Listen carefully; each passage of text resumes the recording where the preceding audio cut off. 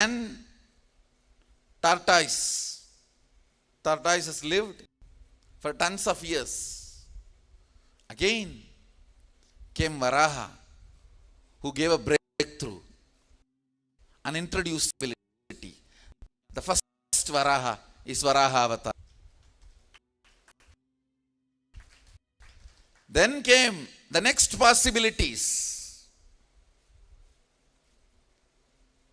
In the modern Hindu literatures you find 10, but original authentic Puranas like Bhagavatam records 24 incarnations. The first man who started thinking, Kapila. The cohesive thought current, the idea of cohesive thought current was introduced to humanity, called Sankhya philosophy by Kapila. So he gave the breakthrough to the humanity by teaching humanity how to think. First man who started thinking, Kapila, is the next incarnation who pushed humanity to next levels. Of course, I am following the sequence of Bhagavatam.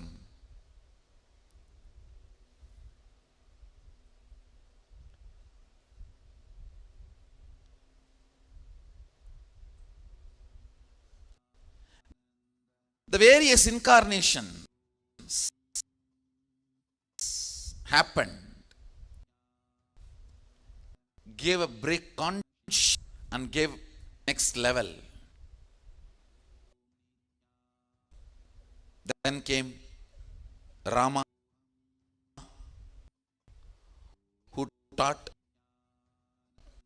social integrity. Krishna taught integrity to love.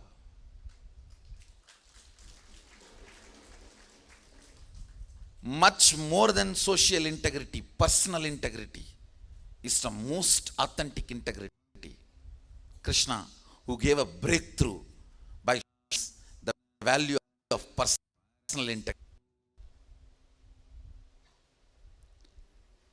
So each time a being who introduces a breakthrough in the consciousness of humanity is incarnation. Understand? Nothing to be proud about, nothing to brag. My responsibility is to introduce power manifesting consciousness to humanity.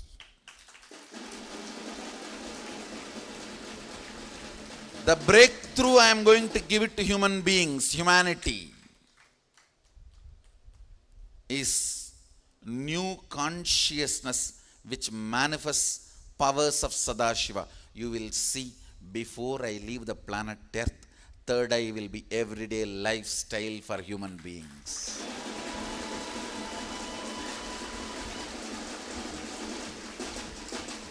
Third eye and powers of third eye.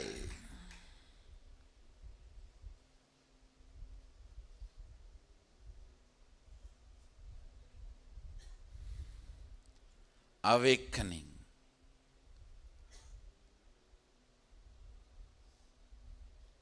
Third eye, powers of third eye, awakening third eye, all that will become just day-to-day regular lifestyle happening. Just how you use iPhone 6 and how you are waiting for next iPhone 7 or 8, whatever. You will see simply humanity will be waiting from Bididi to declare the next power released. Understand, we have reached the tipping point. We have reached the tipping point. Not only I am going to make this power manifesting consciousness as a lifestyle for human beings, I am going to make it just by Shaktipada. This time I have decided there will not be any complications. And I tell you honestly, never my Guru Sadashiva Arunagiri Yogeshwara made me do any spiritual practice. It was just by his love and loving Shaktipada. It was just by his love and loving Shaktipada, he did everything what I need to have, I need to go through in me. I'll be honest and integrated to my Guru, just like how my Guru did everything to me only by Shaktipada, without asking me to do any spiritual practice. I commit with you guys, I will do the same to you all.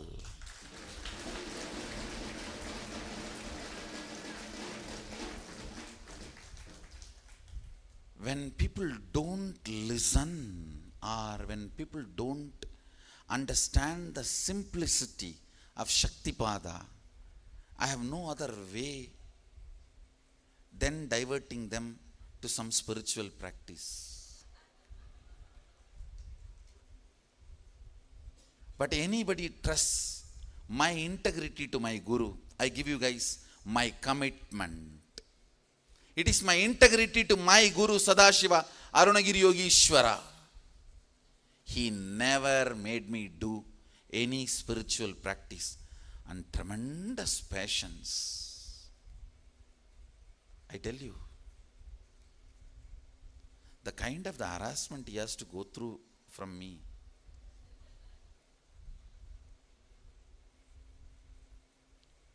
I was 11-year-old boy. I used to sleep in his lap in the noon time, after food nap, afternoon nap.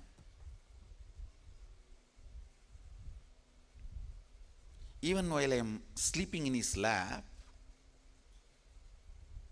I do not want him to get up and go away while I am sleeping. I'll catch his thumb and put it in my mouth and hold with 2 hands.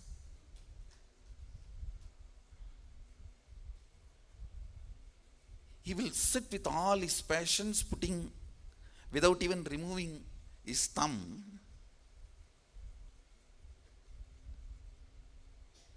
Neither he made me do any spiritual practice, nor he withheld anything he had from me.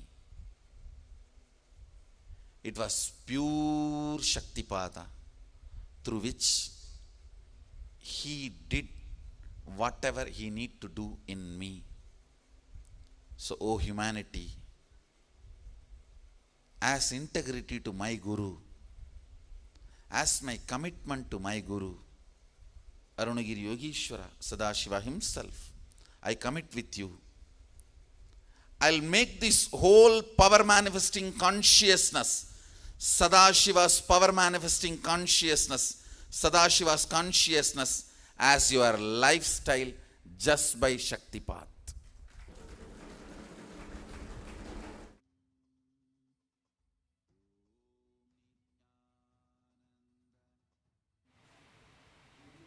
Yes, beautifully, the Supreme Pontiff of Hinduism teaches us Shaktipada, the very place as the disciple of the Guru, seated before him in deep listening and the just simple integrity and simple love.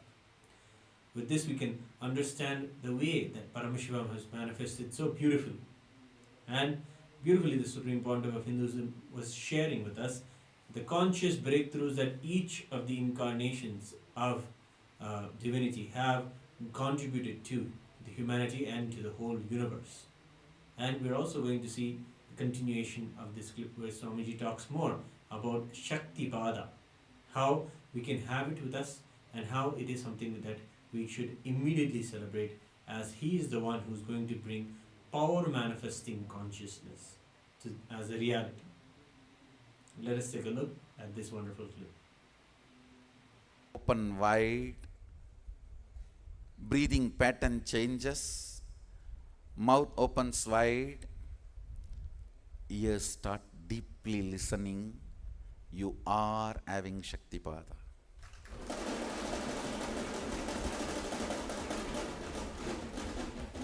Sadashiva beautifully describes eyes opening wide to drink his form, mouth opening wide because uncontainable joy, breathing pattern changing, ears getting into the listening space, skin experiencing goosebumps. All these are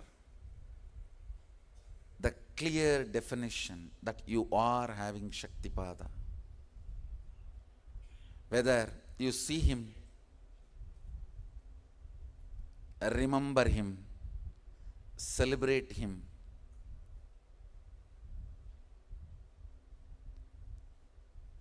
dance with him, eat with him, live around him, or in the modern days, getting a like from him,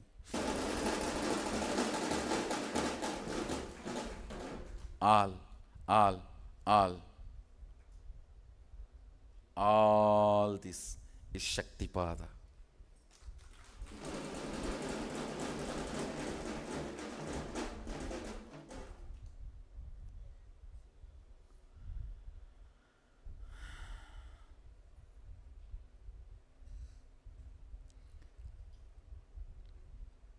Celebrate Shaktipada.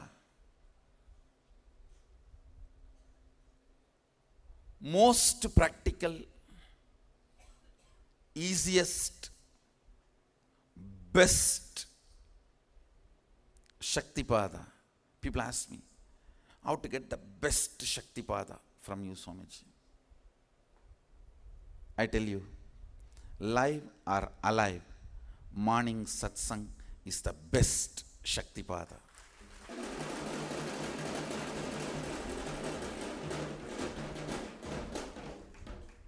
Miss anything,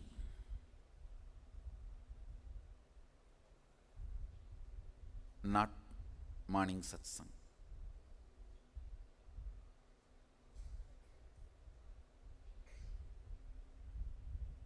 If you don't have time, miss breakfast, nothing wrong, good for health. But not morning satsang. Miss anything, not morning satsang.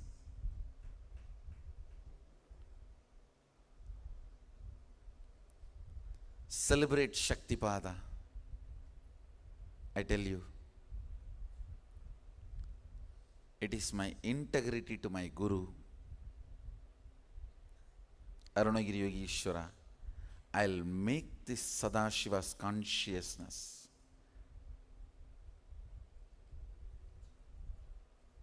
Sadashiva's power manifestation. I'll make Sadashiva's consciousness, Sadashiva's powers manifesting as lifestyle for the whole humanity.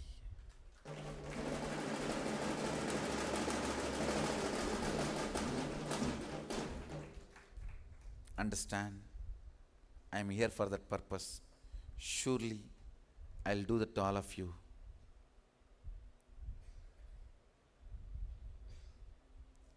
Just by Shaktipat, nothing else. Celebrate Shaktipada. The best way to have Shaktipada is morning satsang, whether live or alive.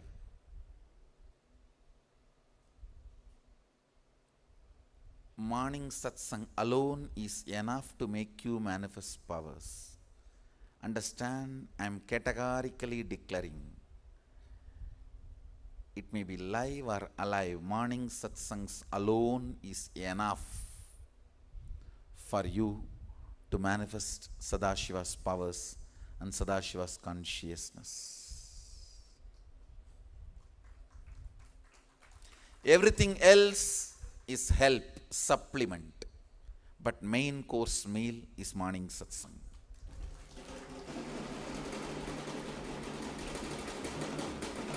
Everything else is supplement.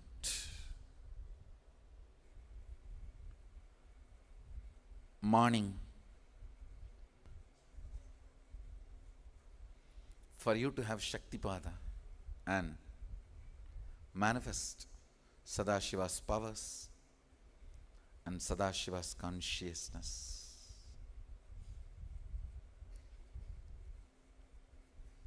I tell you,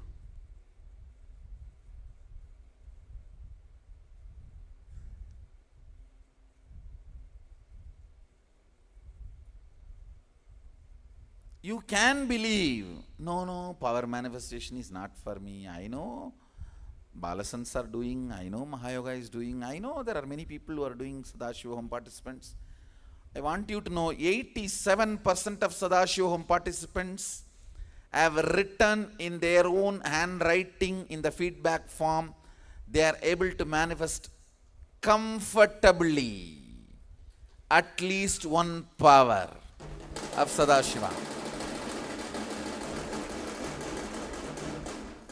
It's not a joke.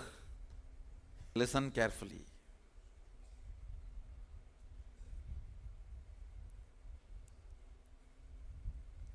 Even after this, I've seen many people. I know people manifest powers, but that is not for me. I think I am too damaged or too old.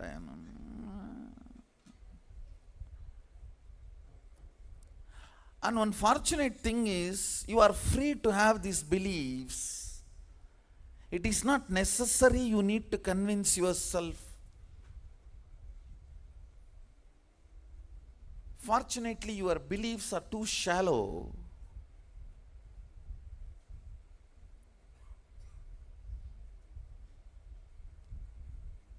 So Shaktipada works beyond your beliefs and makes you manifest powers. I've seen people telling me, Swami, still I have self-doubt, but I am manifesting powers. How? That is why I am saying, Shaktipada works deeper layers. It works in your bone marrow, not in your skin. Your belief is only your skin deep. My Shaktipada works in your bone marrow.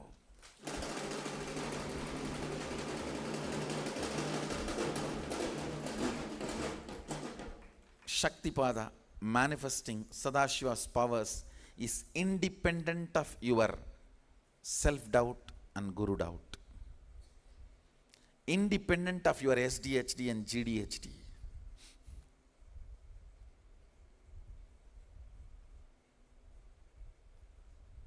All I need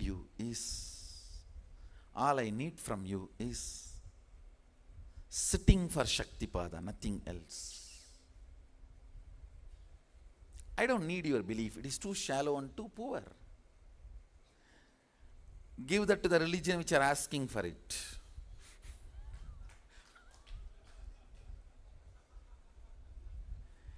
Give your faith, give your belief to the religions which is asking for it. I don't ask for that. It's too shallow, too poor.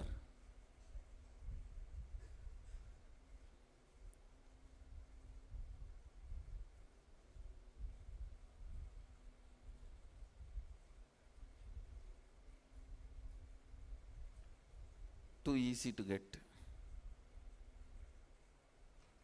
I was reading a book given to me by Sri Mohandas Pai. It's a wonderful book. The atrocities done to Indians and Indian tribes during the British period. I think the book is Case for India. And I found some of the references. I think the book name is The Case for India by Will Durant. And I found some references in that book. And I went and started digging out those references, Googling. I was shocked to find how the fishermen of southernmost tip of India, the southern district fishermen were converted. The huge churches were built, but fishermen were very strong believers of Kuladevata Mariamman, and they were not ready to convert. Understand what I am talking is historical fact. After reading the many very trustworthy documents and evidences, I am talking, not just one. I can say at least 10 different recordings, archival statements. So, how much ever you try to brainwash them, they are not ready to come to churches or convert. So these guys organize for a robbers and pirates who constantly attack the fishermen and rob them, but don't kill them. Just rob their fish, all the other valuables, and send them back. So naturally they try to go to their Kuladevata and pray as much as they can and try to do everything, all the rites, rituals, as per Hindu tradition, their beliefs and everything. But no solution. Suddenly the preachers come and tell them, pray to Jesus, you will be saved. And put cross on your boat, you will be protected.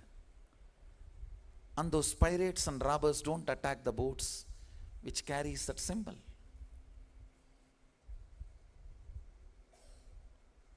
I was shocked how the belief was bought. I was shocked how the belief was bought.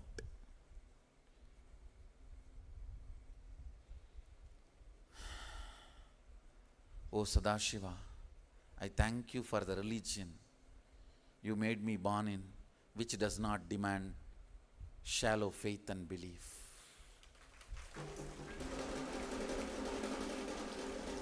O Arunagiri Yogishwara, I thank you. I was not born in a religion which demands shallow faith and belief. Otherwise, I would have also gone through the same.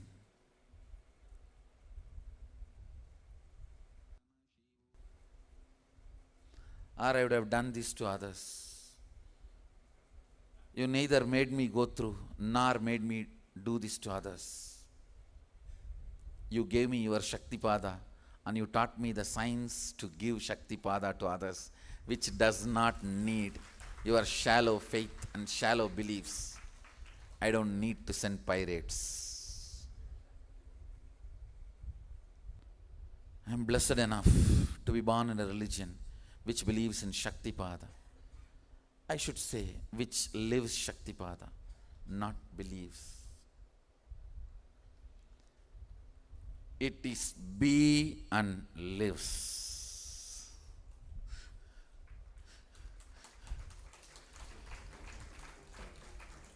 Not believes.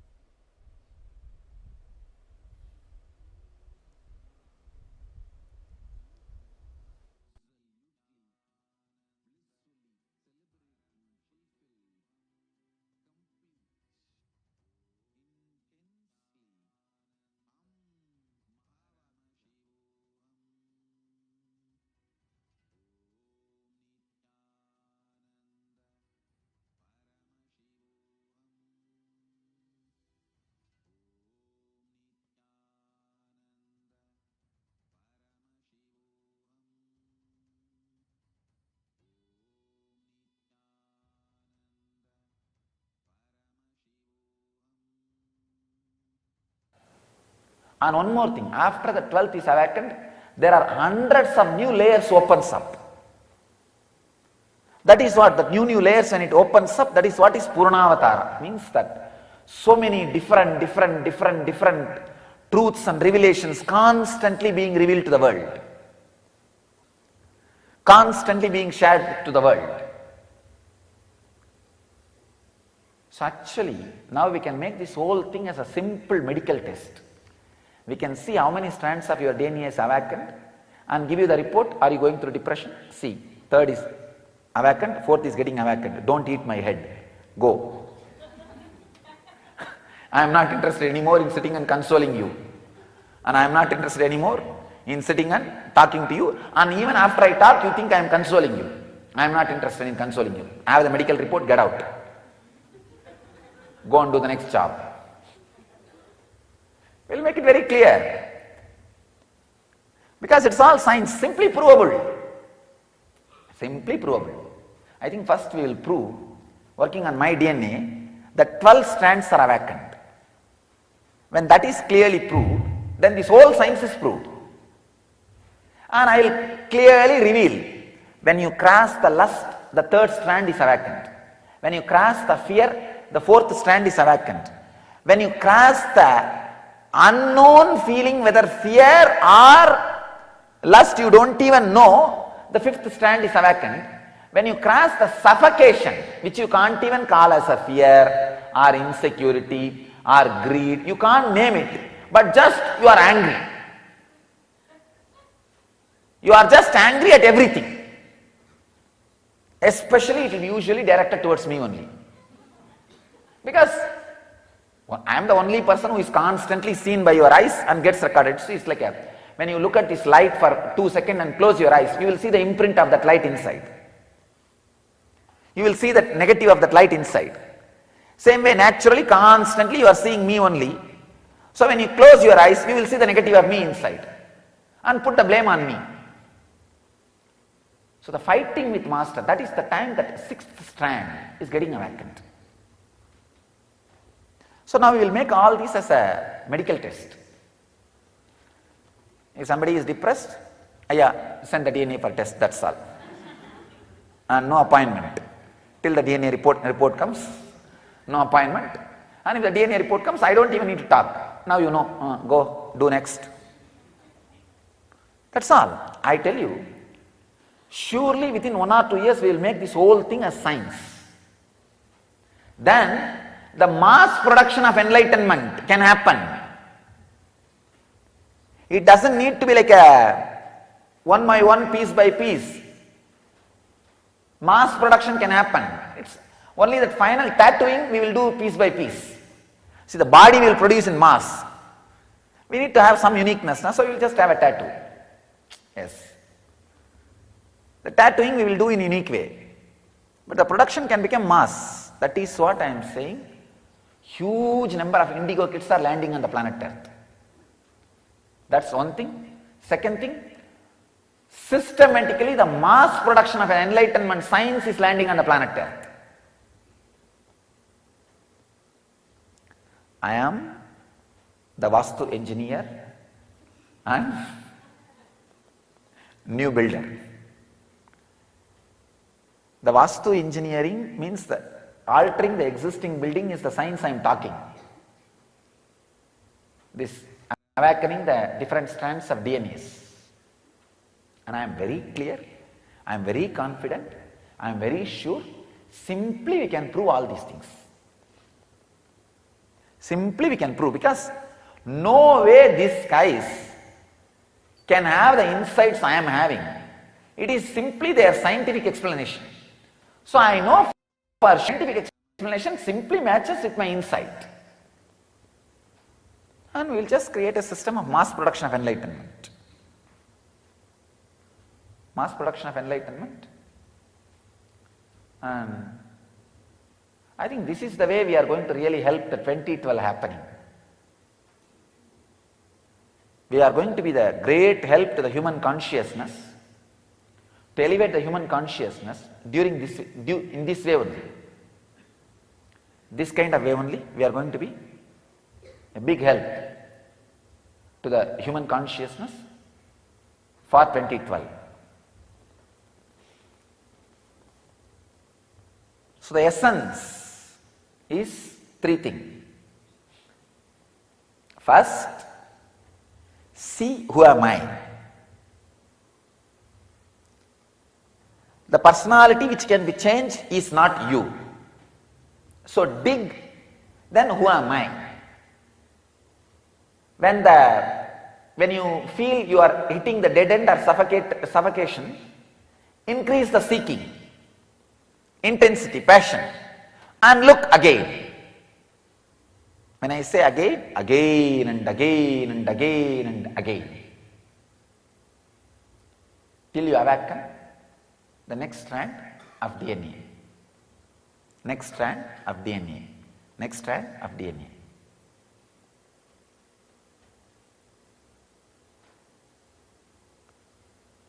I bless you all. Let all 12 strands of DNA be awakened in all of you, and let you all achieve and radiate enlightenment. Let you all achieve and radiate the eternal bliss, Nityananda. Thank you. I tell you, with seeking, do weightlifting. That will get into your DNA structure. With awareness, when you lift the weight, feel the tremendous pressure, not pain. Understand, when you are with awareness, it will never be a pain. It can only be called as pressure on your muscles and system. With that heavy pressure, but decide, no. I feel by this lifting, I'll change my DNA structure because Swamiji has told, I am going to do that.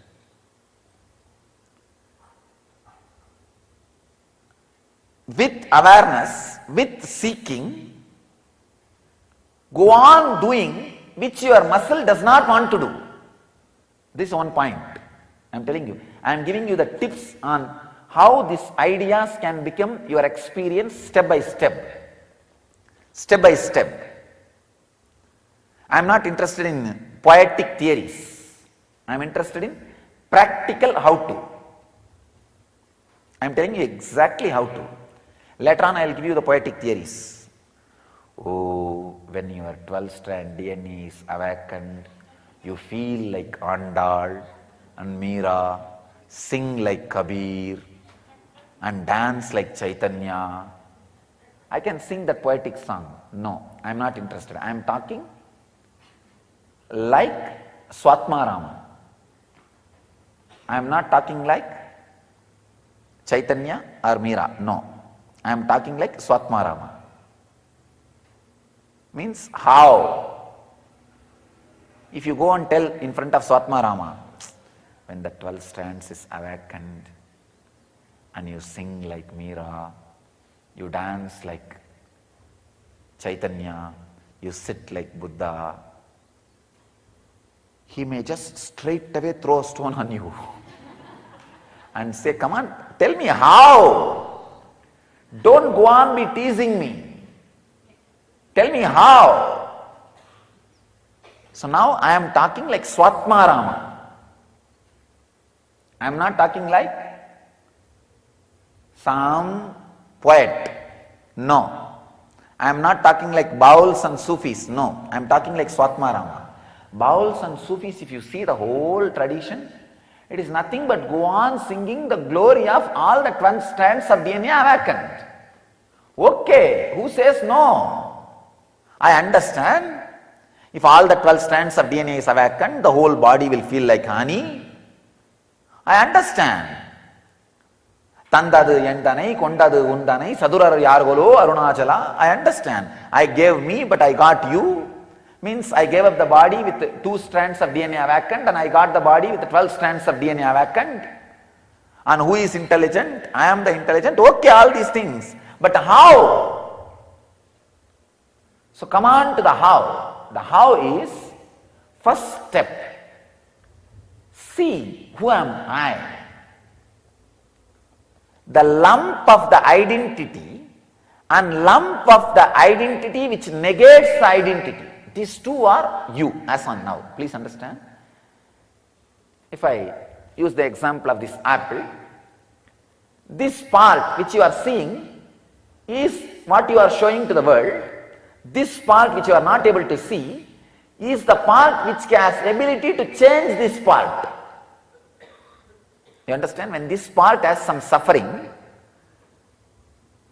or when this part is not trustworthy, this part takes over and changes this part. You understand? So see, which is the part which has the ability to change this part. So you will see this part, the unknown part of you, has the ability to reason with this part and alter, transform, change within 21 minutes. That is why you are able to get out of depression or get into depression. The possibility for getting in or getting out exists. Because there is some part of you which has the ability to change what you think as you. You understand? So now, if that can be changed, how can that be you? No, it cannot be. Is it not? Then big, who is that me? Who is that me? Whenever you are thrown out, again without repenting, dig. With intense seeking. No. I am clear. I am going to awaken the extra higher strands of DNA. If you feel no, that is not that inspiring. Who knows what is 12 strands, DNA and all that. Then at least see, here is a person whose all strands of DNA is awakened. What game he is playing, what life he is living, how he is. Then take this as an inspiration and push yourself. That's all. I tell you, intense seeking simply awakens at least 4 to 5 strands of DNA. Nothing else. Nothing else. You don't need any sadhana. Just intense craving. See, the intense craving suddenly makes this apple grow into 3-4. It's like that seed becoming a simply 4-5 apples. Like one stem cell becoming 2-3. Same way, it just becomes many. So slowly the identity which you are showing becomes a superall part of you. It is no more half of you, it is half of you. Not half of you, it is half of you. Understand? It is not that I do not have identity which I am showing to you all. It is not half of me, it is half of me. The identity which you are showing to the world, if it is half of you, you are man. If it is half of you, you are God. It's not that that will not be there in you, but it will be half of you. So activating this more strands of DNA, the moment I said seeking, you think, oh, I know it, Swamiji finally will bring it on end here only. No, you do not know seeking. That is why you are feeling bored. If you know seeking, there will not be boring. There will not be boring. There will not be boredom. Seeking means exploring new. Even the hen or chicken which is poking at the garbage will not get bored. If it has an inspiration, it will find some worms as a food. Only if that guy is very sure he is not going to find anything, he will be bored. So you can't be very sure you will not find anything, because there is a person sitting in front of you who found something. And naturally, how much ever you deny, you are not able to deny that subject. You can deny everything. You can deny there is no DNA on the planet Earth. You can deny there is no seeking on the planet Earth. You can deny there is no enlightenment on the planet Earth. You can deny there is nothing of this, who am I, all these things on the planet Earth. You can deny everything. But you can't deny one fact, there is somebody who is little more than what I am. So at least hold on to that and go on poking. There will not be boredom. There will not be boredom. biggest job, I can say biggest job on the world, on the planet Earth, is keeping the seeking alive. Your eyes has 100% capacity to see inward also the same way it can see outward. I'll work on the indigo kids. You don't need any diagnostic machines on the. You need only the ability to see in to diagnose anything in your body. Nothing else is required. Just you should be able to see in, that's all. If you are able to see in of you, you can see any body in. That is the way Sushruta, Charaga, all of them diagnosed. Otherwise, how do you think? Our guys are able to do all kinds of medical things. It's possible.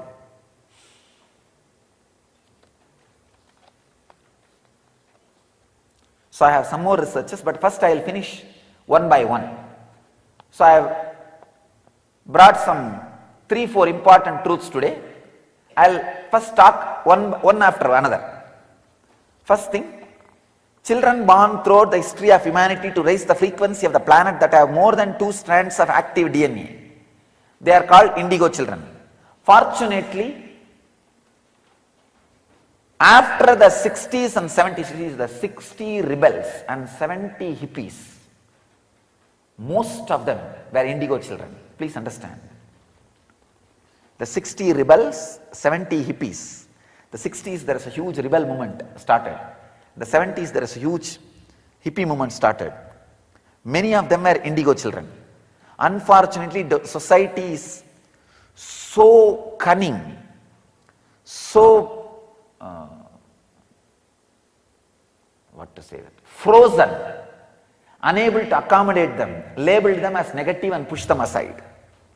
And they are made to negative, nothing else. And recently, after 90s, enormous amount, please understand, the guys who are working on this line, they are saying something like a 40 times more kids than the 60s and 70s are taking birth whose DNA is more than 2 strands active. Please understand. Huge number of kids whose DNAs are active more than 2 strands. Means the multi-dimensional kids are taking birth. Please understand.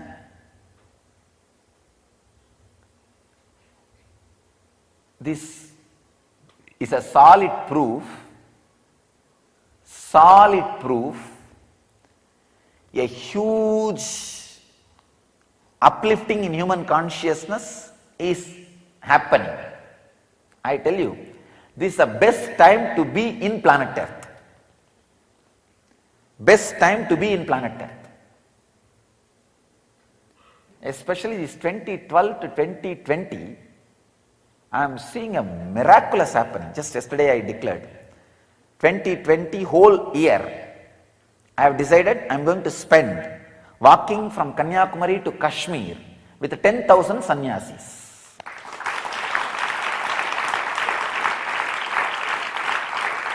Let it be on record. See, 2012, levitation for 10,000 people at a time. And 2020, 10,000 walking from Kanyakumari to Kashmir. Between these two happening, I know what all is going to happen. Human consciousness is going into a big shift of the higher consciousness.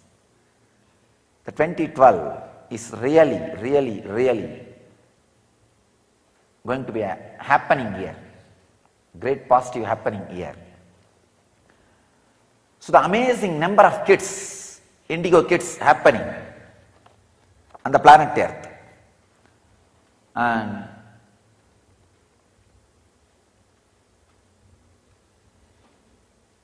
Today I am declaring, our Gurukuls will specialize the science of making indigo kids as a full-blown incarnations.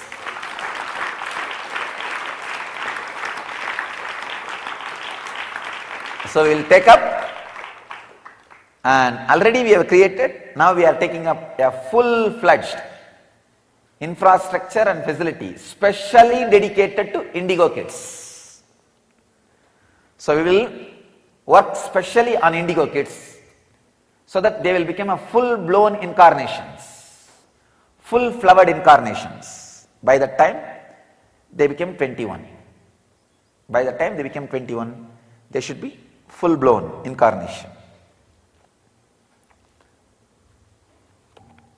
And another one important thing, the core human DNA imprint is built on 12-strand structure, means it can radiate, it can embody 12 dimensions of conscious awareness. I think I have spoken on this 11th dimension in a very detailed way. I may not spend much time on this 11th dimension. The 12th is the ultimate Shiva consciousness which can't be described. When you experience the 12th, you are an incarnation. That's all. So, there is a second truth. I want you to know the third truth is, I think I already read out, the person with 2 strands of DNA is only with a 16 MB RAM memory. And the DNA structure is activated. Once the DNA is activated, it's like giving internet connection. You can access anything by intent and intuition.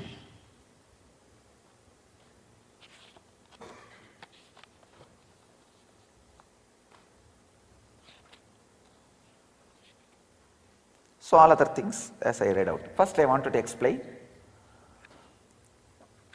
how to, because that is my unique thing, how to activate more than one DNA strand in you. Because most of the human beings have only one DNA activation.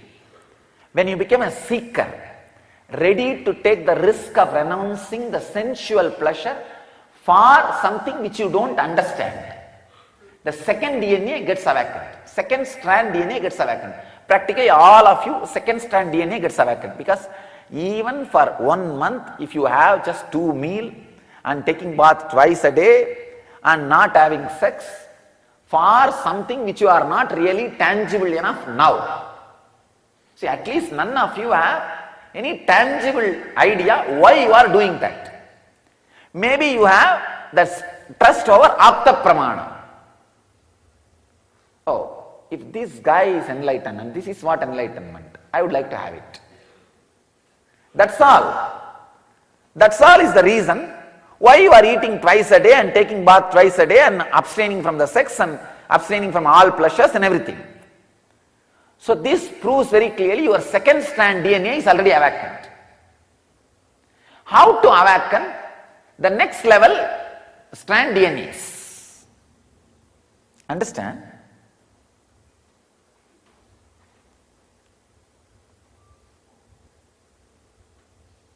I'll give you exact that how.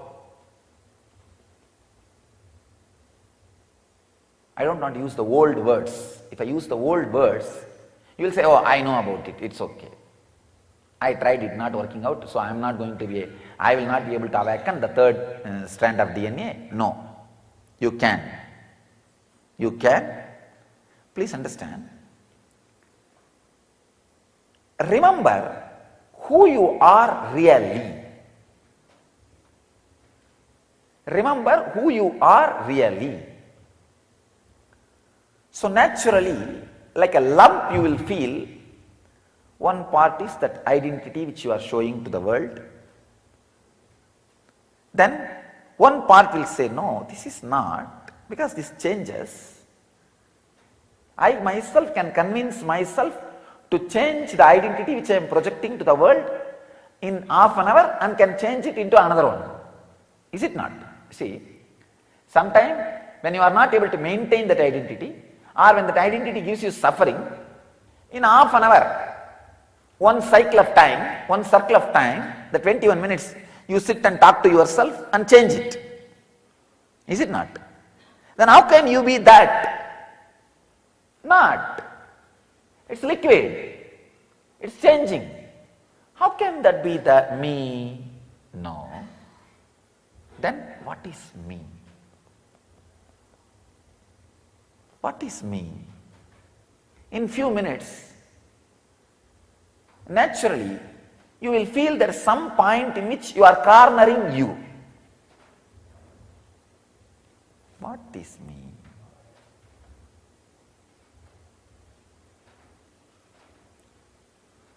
A kind of a silent awareness for a few seconds. Then what will happen? Because you are not able to be in the pressure of cornering you, it just gets bumped. It goes away to some subject or object, or it goes away something, and this idea gets lost. Means the third strand DNA you are touching, but it is kicking you back. Hey, get out, don't come here. I am not interested in waking up now. I want to sleep a little more time. That is where you need seeking. Telling, no. I am not just going to build my body, I am going to build my DNA structure. I have something about indigo children, so that you understand the super DNA.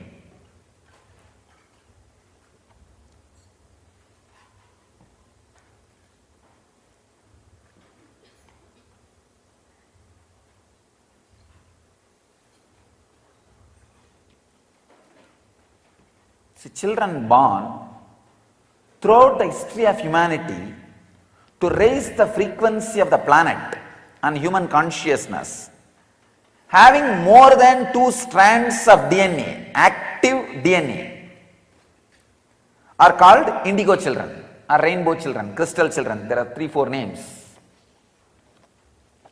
Please understand, throughout the history, the kids are born. When they are taking birth, something extraordinary is in them. And now science is proving clearly, more than 2 strands of DNA is active in them. They are called indigo kids, and throughout the history there are references, these indigo kids were there.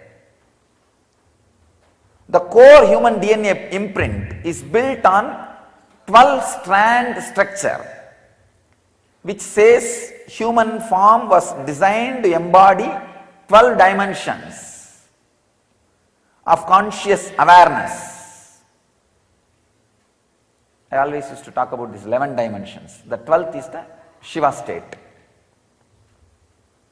We can have our own brand name, Nithyananda state, whatever. Fully awakened, Shiva consciousness.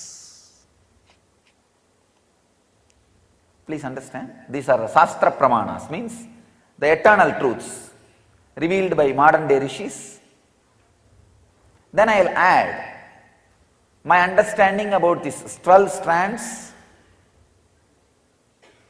human body, and 2 strands being active, more than 2 strands being active in kids, and how it happens.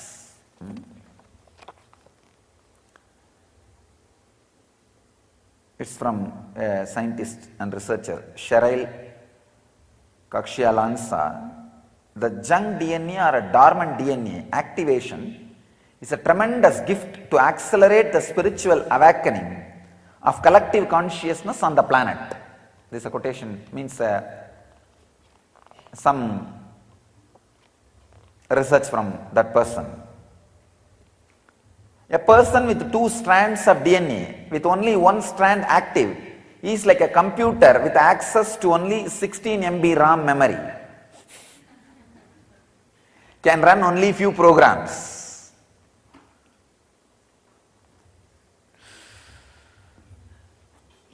Once the DNA is activated, it's like giving internet connection.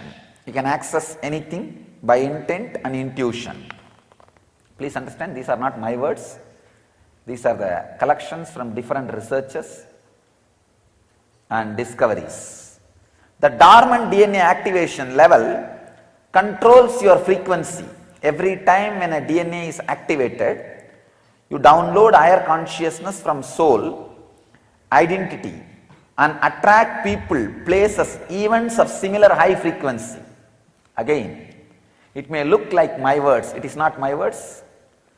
What I am going to add is my words. These are exact quotations I am reading out from different scientists and people who are specialists in this field, researchers.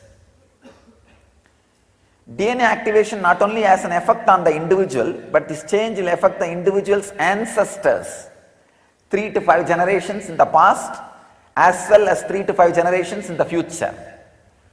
This is one of the important revelation.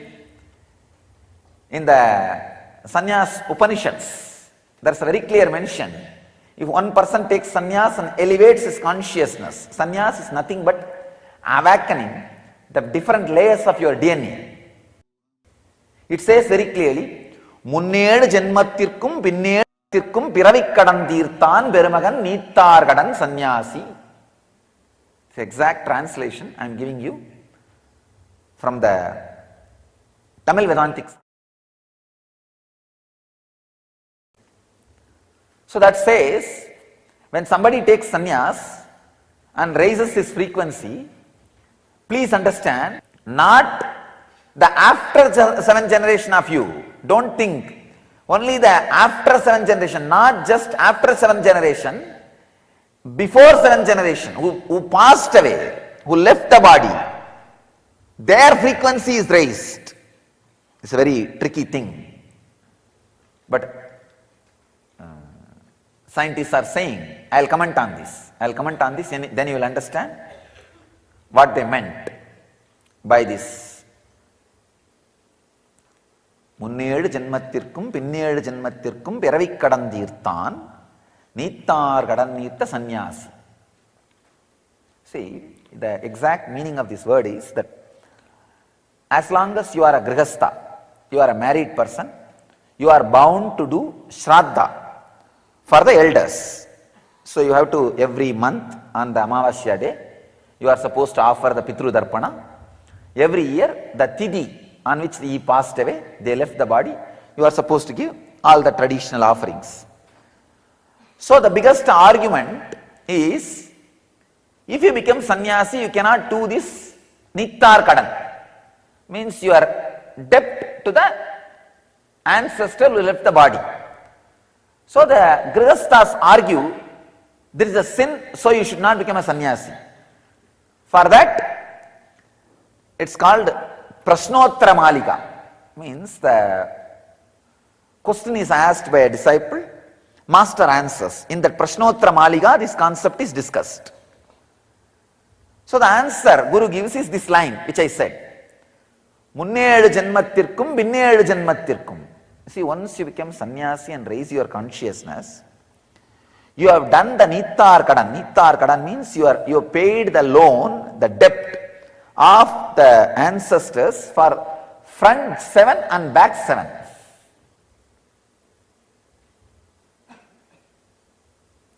I always used to think, a backside 7 we can understand, because now we are elevating the consciousness, so naturally it is affecting the planet Earth and collective consciousness and all the people, next generation. Naturally, all the people from the family I am born and brought up, all the family, whether my brothers or my cousin sisters and all of them, the whole family is naturally now thoroughly impacted by me. So naturally all their consciousness will carry the idea of me.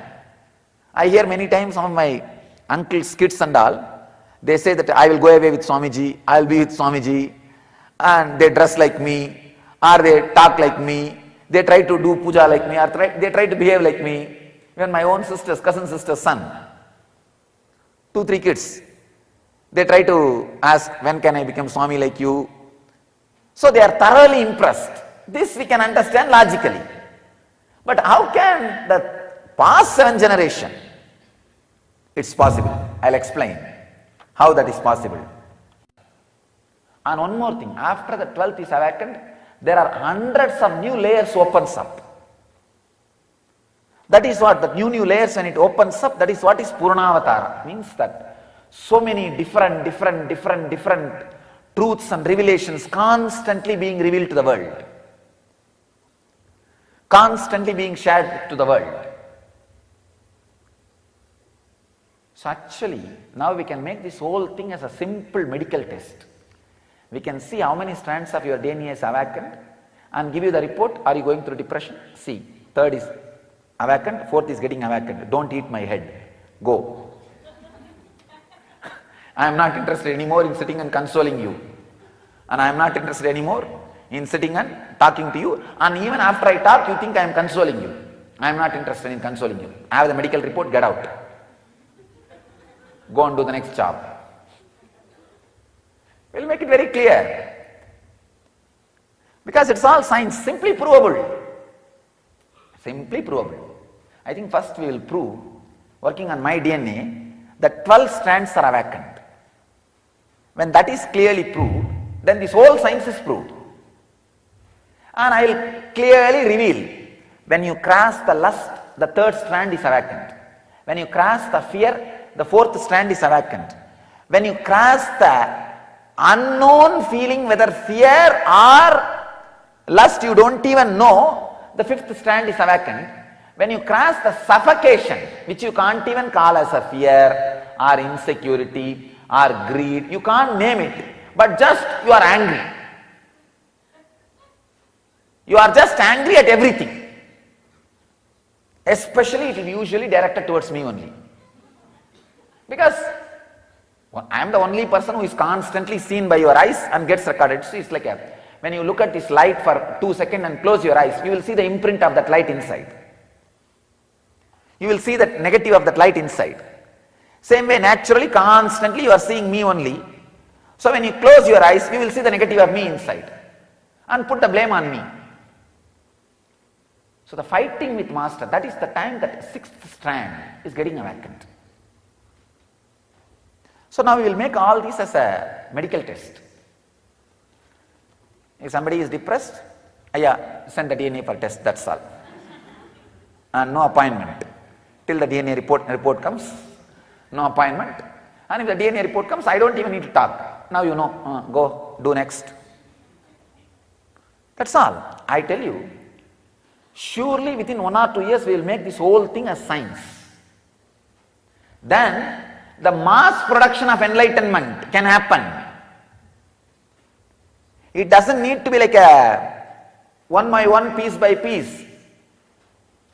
Mass production can happen. It's only that final tattooing we will do piece by piece. See, the body will produce in mass. We need to have some uniqueness, so we will just have a tattoo. Yes.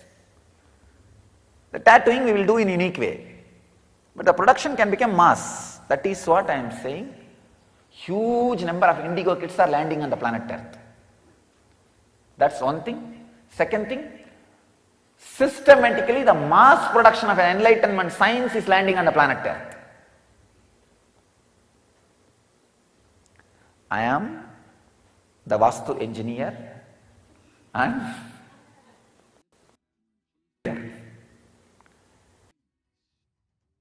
engineering means that altering the existing building is the science I am talking. This awakening the different strands of DNAs. And I am very clear, I am very confident, I am very sure, simply we can prove all these things. Simply we can prove, because no way these guys can have the insights I am having. It is simply their scientific explanation.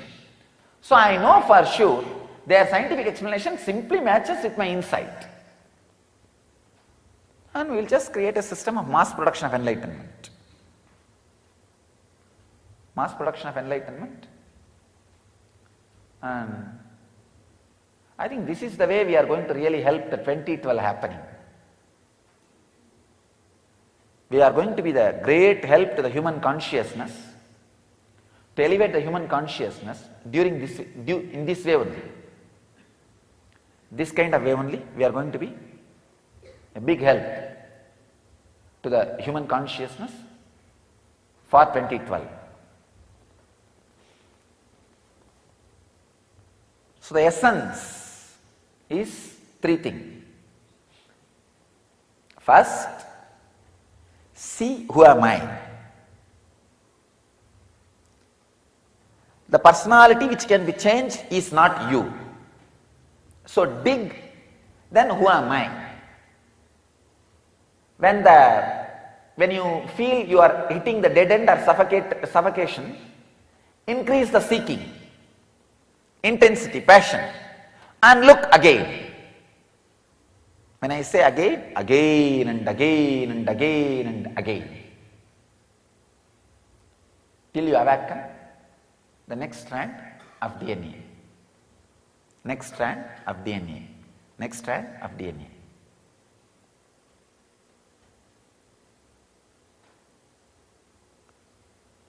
I bless you all.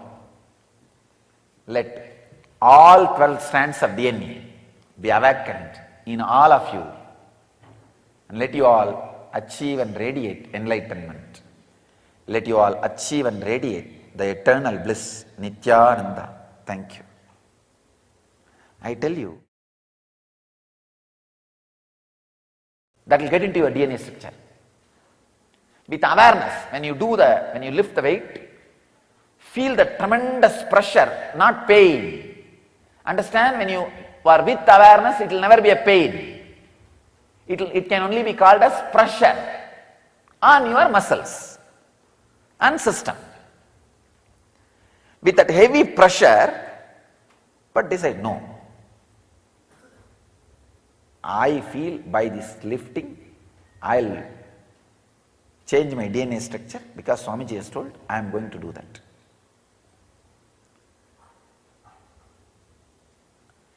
With awareness, with seeking, go on doing which your muscle does not want to do. This is one point I am telling you. I am giving you the tips on how these ideas can become your experience step by step. Step by step. I am not interested in poetic theories. I am interested in practical how to. I am telling you exactly how to. Later on I will give you the poetic theories. Oh, when your 12-strand DNA is awakened, you feel like Andal and Meera, sing like Kabir and dance like Chaitanya. I can sing that poetic song. No, I am not interested. I am talking like Swatmarama. I am not talking like Chaitanya or Meera. No. I am talking like Swatmarama. Means how? If you go and tell in front of Swatmarama, when the 12 strands is awakened and you sing like Meera, you dance like Chaitanya, you sit like Buddha,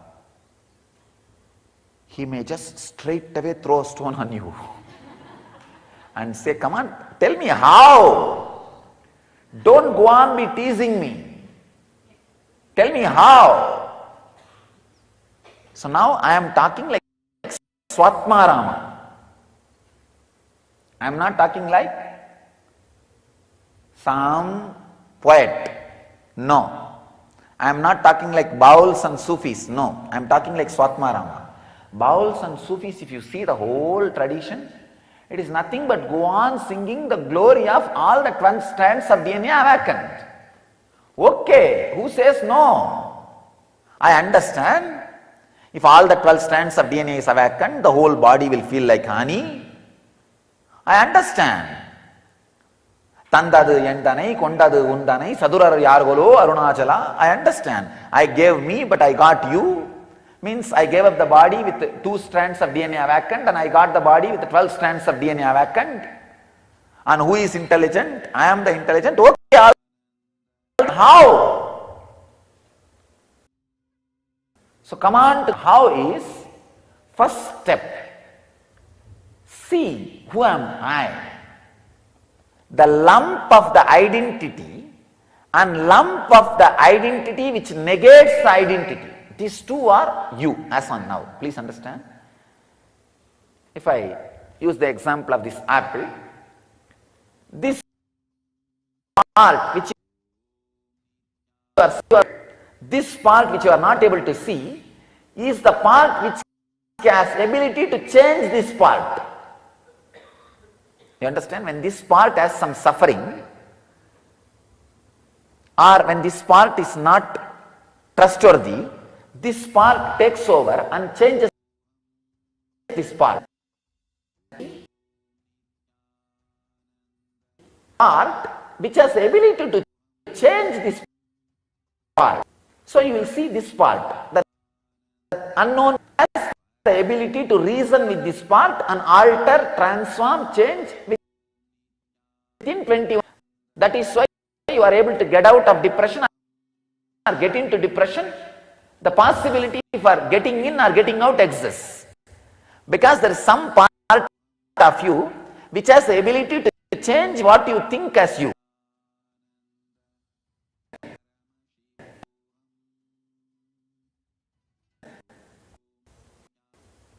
So now, if that can be changed, how can that be you? No, it cannot be. Is it not? Then big, who is that? Who is that me? Whenever you are thrown out, again without repenting, then seeking. No. I am clear. The extra higher strands of DNA. These 12 strands, DNA and all. Please see, here is a person. DNA is awakened, playing. What life is, how he is. Then take this as a universal. That's all. I tell you, in awakens at least 4 to 5 strands of DNA.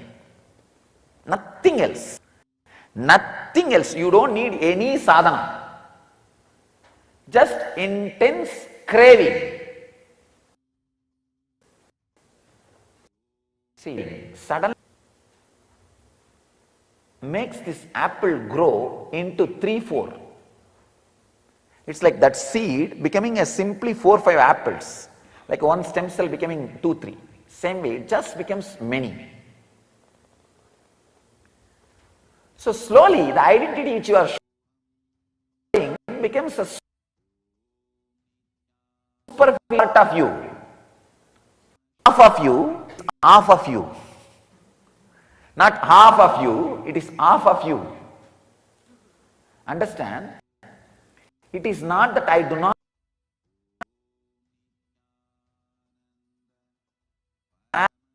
have identity which I am showing to you all. It is not half of me, it is half of me.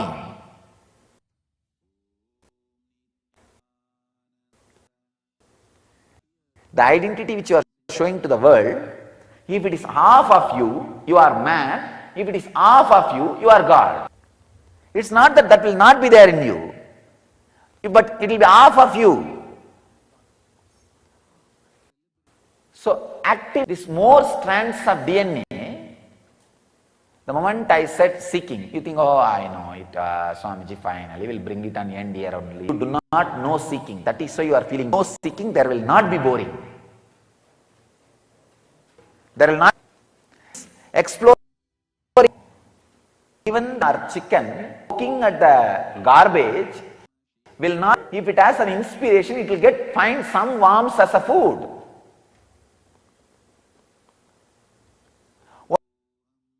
Only if that guy is not going to find anything. So very sure you will not find anything, because there is a person sitting in front of you who found something. And naturally, how much ever you deny, you are not able to deny that subject. You can deny everything. You can deny there is no DNA on the planet Earth. You can deny there is no seeking on the planet Earth. You can deny there is no enlightenment on the planet Earth. You can deny there is nothing of this, who am I, this, who am, all these things on the planet Earth. You can deny everything. But you can't deny one fact, there is somebody more than what I am. So at least hold on to that. And go on poking. There will not be boredom. there will not be boredom. Biggest job, I can say biggest job on the world, on the planet Earth, is keeping the sea. Your eyes as under.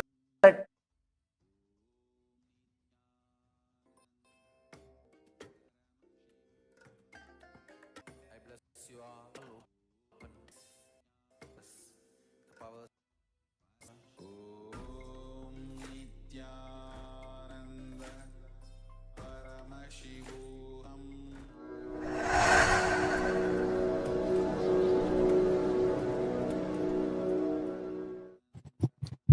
Let me explain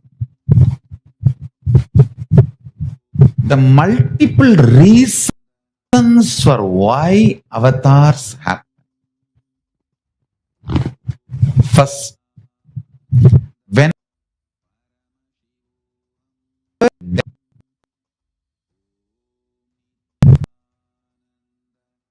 for the Srishti, whenever there is a teacher, if it's whenever needs to be pushed to the next level, whether DNA need to have a quantum jump in its natural selection process or conscious breakthrough need to happen. For example, the natural selection evolves as tortoise, tortoise evolves, pig evolves as man, animal, Narasimha. Then you need superconscious intervention to push natural selection process of DNA quantum jump. So, from man, animal, if the jump has to happen to man, human being, not just DNA need to evolve through its natural selection process. That is why when we as an animal, Narasimha, and pushes cells of DNA to the next level, Paramashivoham Sharabeshwara and pushes the conscious intervention and takes the whole thing to the next level, human being.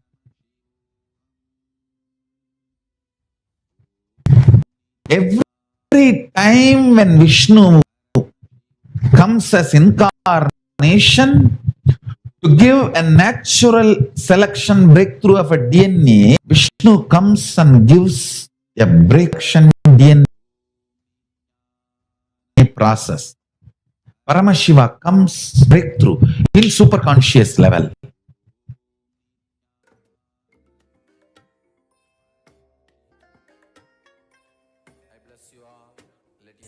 Moments away from Sharabeshwara Darshan. If you are not already, or if you're not already in the program, please and go to the link in the description below, or scan the QR code and find yourself in the Paramashivoham Zoom room.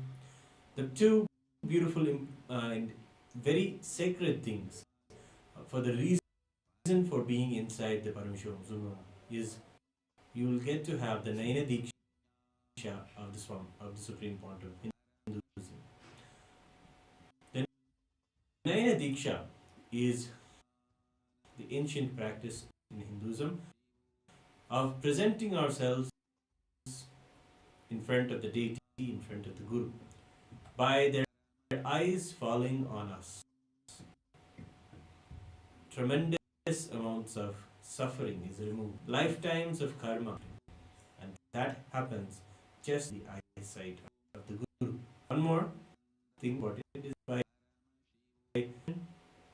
you will personal question to do whatever it is, whatever blessing Swamiji compassionately is reaching out and responses to everyone who's joining sessions.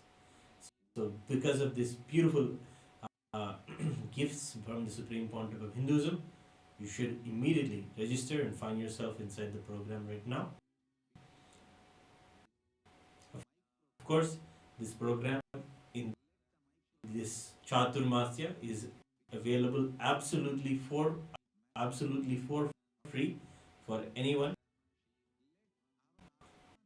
Celebrate Hinduism in these 4 months of Chaturmasya. It is originally a $21,000 program, but now it is being free for us to have the life transformation. Without further ado, for the very Sharabeshwara, the living embodiment of our beloved Swamiji. The best way to prepare, let us be seated with our head, neck and spine in a straight line, and please be in a space of deep, restful awareness and gratitude in your Ananda Gandha. Inhale and exhale as deeply as possible and as slowly as possible.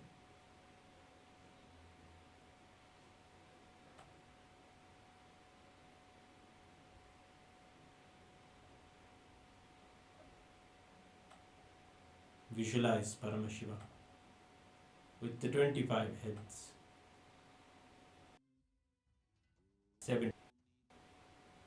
50 arms. Take a deep breath. Exhale and chant the Mahavakya. Om Nithyananda Paramashivoham. Om Nithyananda Paramashivoham. Om Nithyananda Paramashivoham. Paramashivoham. Om Nithyananda Paramashivoham. Om Nithyananda Paramashivoham. Om Nithyananda Paramashivoham. Om Nithyananda Paramashivoham. Om Nithyananda Paramashivoham. Om Nithyananda Paramashivoham. Om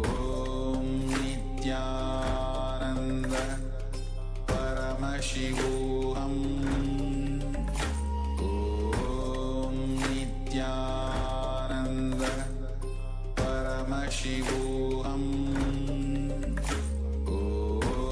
Om Nithyananda Paramashivoham. Om Nithyananda Paramashivoham. Om Nithyananda Paramashivoham. Om Nithyananda Paramashivoham. Om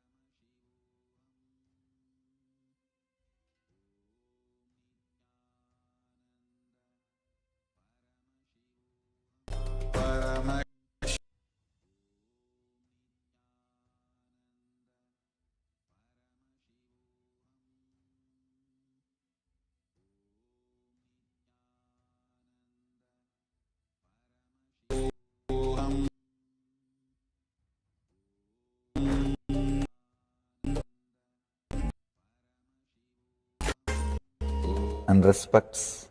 Before entering into the sutras, I want all of you to just sit for a few seconds. Sit straight and just prepare yourself. Because this understanding about which I am going to talk gave me the courage to leave the home. Today's subject is Maya. Actually, many times, the young age I used to think I should leave the home, go around, live a sannyas life. Suddenly, one day, when I was reading one of the Shankara's work on this Maya, somehow the concept clicked. The word Maya cannot be translated into English. Thinking the lesser reality as the higher reality is what we call Maya. What you are seeing, you can't say this is illusion. No, this is not ultimate. Your understanding this is ultimate is illusion. The moment the click happened, I was ready not only to leave the house, decided to live like a Shankara. In the Vedic tradition, anybody wants to become enlightened has to leave their home. They have to become homeless. It is a basic condition for enlightenment. You can't be in your hometown. You have to start wandering, studying, because to enter into the ultimate truth, you need to have the courage to go behind wherever it leads. There is a beautiful sutra in Brahma Sutra, the first sutra of Brahma Sutra. It says, Atatu Brahma Jignasat. Let us inquire into the reality. It says, only a courageous person who is ready to go behind wherever truth leads can enter into this science. In those days, we had a beautiful system. When somebody becomes enlightened, he will go around and sit with all other scholars, pandits, learned people, and he will open up his understanding. The other person will open up his understanding. Whoever can take the other person to the deeper level of understanding will follow him. That's all. That is why exploring the truth into the deeper and deeper level has been made as a compulsory basic value for anybody who wants to explore the reality, explore into the truth. What we need to understand from this story, courage to go behind the truth, wherever it leads. Even they are ready to gamble with their life, but they are ready for truth.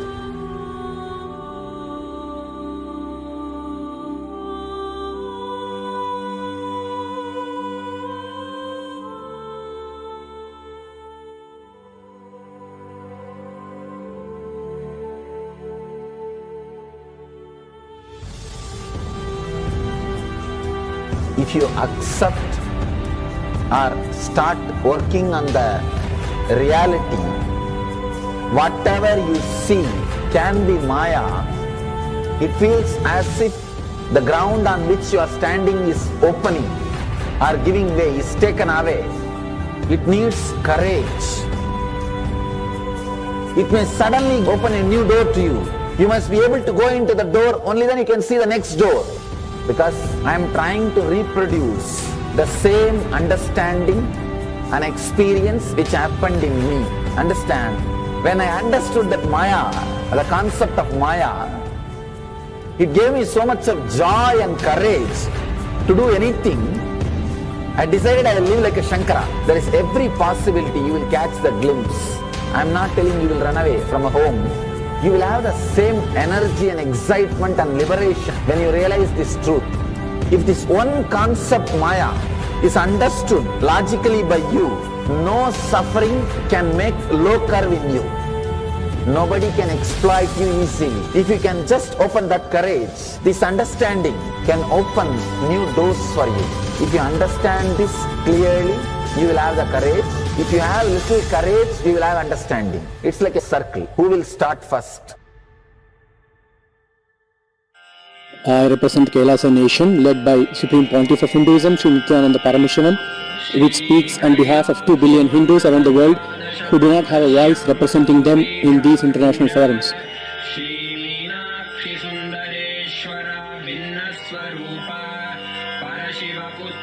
Alright, I'll start from my side first. I'll give the understanding. Let you add courage to it. Let's enter into the sutra.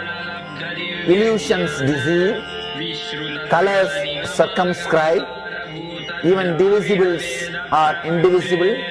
Look becomes Shiva.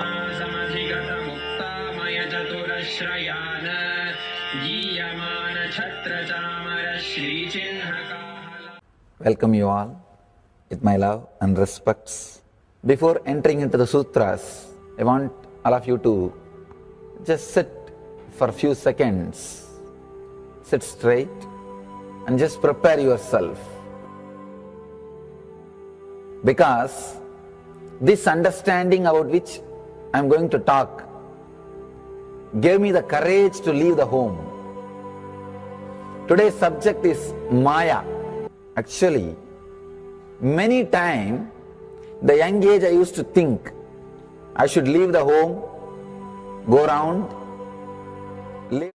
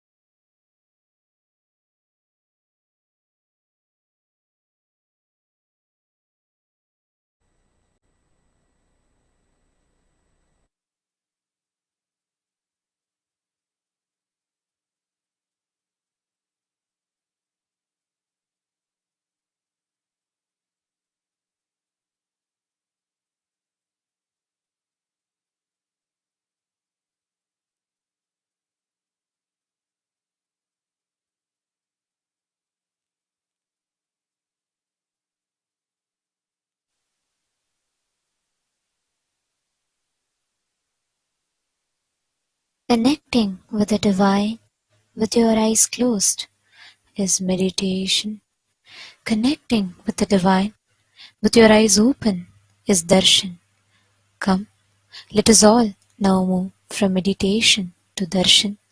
Slowly, very slowly, please open your eyes.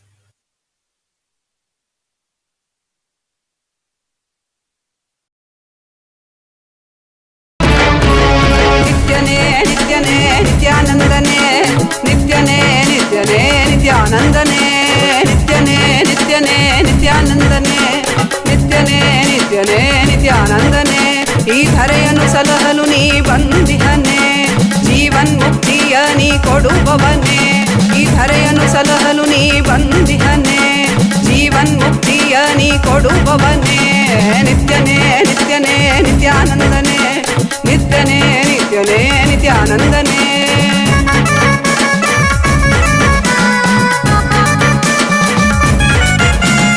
ಅರಿಯದ ಮನಸ್ಸಿನ ದ್ವಂದ್ವವ ತೊಲಗಿಸಿ, ಅರಿಯದ ಮನಸ್ಸಿನ ದ್ವಂದ್ವವ ತೊಲಗಿಸಿ, ದಿವ್ಯ ಜ್ಞಾನವ ನೀ ತಂದೆ, ದಿವ್ಯ ಜ್ಞಾನವ ನೀ ತಂದೆ. ನಿತ್ಯನೇ ನಿತ್ಯನೇ ನಿತ್ಯಾನಂದನೇ, ನಿತ್ಯನೇ ನಿತ್ಯನೇ ನಿತ್ಯಾನಂದನೇ, ನಿತ್ಯನೇ ನಿತ್ಯನೇ ನಿತ್ಯಾನಂದನೇ, ನಿತ್ಯನೇ ನಿತ್ಯನೇ ನಿತ್ಯಾನಂದನೇ.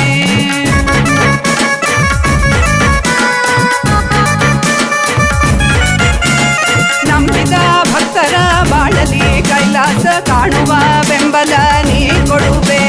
ನಂಬಿದ ಭಕ್ತರ ಬಾಳಲಿ ಕೈಲಾಸ ಕಾಣುವ ಬೆಂಬಲ ನೀ ಕೊಡುವೆ. ನಿತ್ಯನೇ ನಿತ್ಯನೇ ನಿತ್ಯಾನಂದನೇ, ನಿತ್ಯನೇ ನಿತ್ಯನೇ ನಿತ್ಯಾನಂದನೇ, ನಿತ್ಯನೇ ನಿತ್ಯನೇ ನಿತ್ಯಾನಂದನೇ, ನಿತ್ಯನೇ ನಿತ್ಯನೇ ನಿತ್ಯಾನಂದನೇ.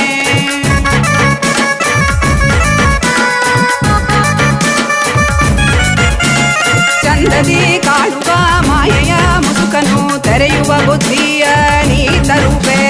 ಚಂದದಿ ಕಾಣುವ ಮಾಯೆಯ ಮುಸುಕನು ತೆರೆಯುವ ಬುದ್ಧಿಯ ನೀ ತರುವೆ. ನಿತ್ಯನೇ ನಿತ್ಯನೇ ನಿತ್ಯಾನಂದನೇ, ನಿತ್ಯನೇ ನಿತ್ಯನೇ. ಕಾಲನೇ ರುದ್ರನೇ ವೀರಭದ್ರನೇ, ಕಾಲ ಭೈರವನಾಗಿ ನಿಂತಿರುವೆ. ಕಾಲನೇ ರುದ್ರನೇ ವೀರಭದ್ರನೇ, ಕಾಲ ಭೈರವನಾಗಿ ನಿಂತಿರುವೆ. ನಿತ್ಯನೇ ನಿತ್ಯನೇ ನಿತ್ಯಾನಂದನೇ, ನಿತ್ಯನೇ ನಿತ್ಯನೇ ನಿತ್ಯಾನಂದನೇ, ನಿತ್ಯನೇ ನಿತ್ಯನೇ ನಿತ್ಯಾನಂದನೇ, ನಿತ್ಯನೇ ನಿತ್ಯನೇ ನಿತ್ಯಾನಂದನೇ. ಈ ಧರೆಯನ್ನು ಸಲಹಲು ನೀ ಬಂದಿಹನೆ, ಜೀವನ್ಮುಕ್ತಿಯ ನೀ ಕೊಡುವವನೇ. ನಿತ್ಯನೇ ನಿತ್ಯನೇ ನಿತ್ಯಾನಂದನೇ, ನಿತ್ಯನೇ ನಿತ್ಯನೇ ನಿತ್ಯಾನಂದನೇ, ನಿತ್ಯಾನಂದನೇ ನಿತ್ಯಾನಂದನೇ.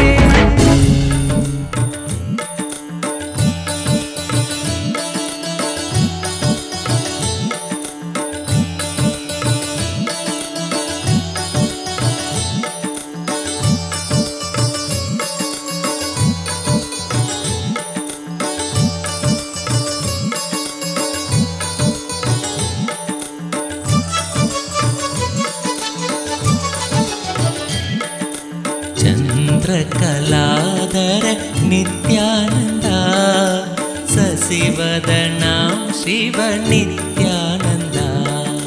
ಚಂದ್ರಕಲಾಧರ ನಿತ್ಯಾನಂದ, ಸಸಿವದನಾಂ ಶಿವ ನಿತ್ಯಾನಂದ. ಗೌರಿ ಶಂಕರ ನಿತ್ಯಾನಂದ, ಕನಕ ಸಬೇಸ ನಿತ್ಯಾನಂದ. ಗೌರಿ ಶಂಕರ ನಿತ್ಯಾನಂದ, ಕನಕ ಸಬೇಸ ನಿತ್ಯಾನಂದ. ಕರುಣಾಮೂರ್ತಿ ನಿತ್ಯಾನಂದ, ಅರುಣಾಚಲೇಶ ನಿತ್ಯಾನಂದ. ಕರುಣಾಮೂರ್ತಿ ನಿತ್ಯಾನಂದ, ಅರುಣಾಚಲೇಶ ನಿತ್ಯಾನಂದ.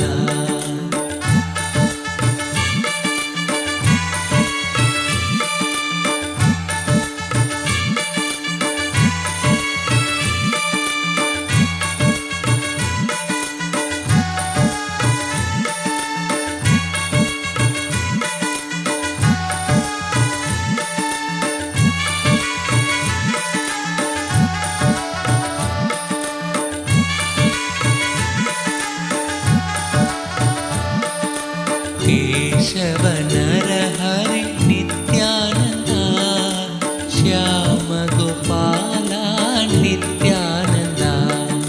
ಕೇಶವ ನರಹರಿ ನಿತ್ಯಾನಂದ, ಶ್ಯಾಮ ಗೋಪಾಲ ನಿತ್ಯಾನಂದ.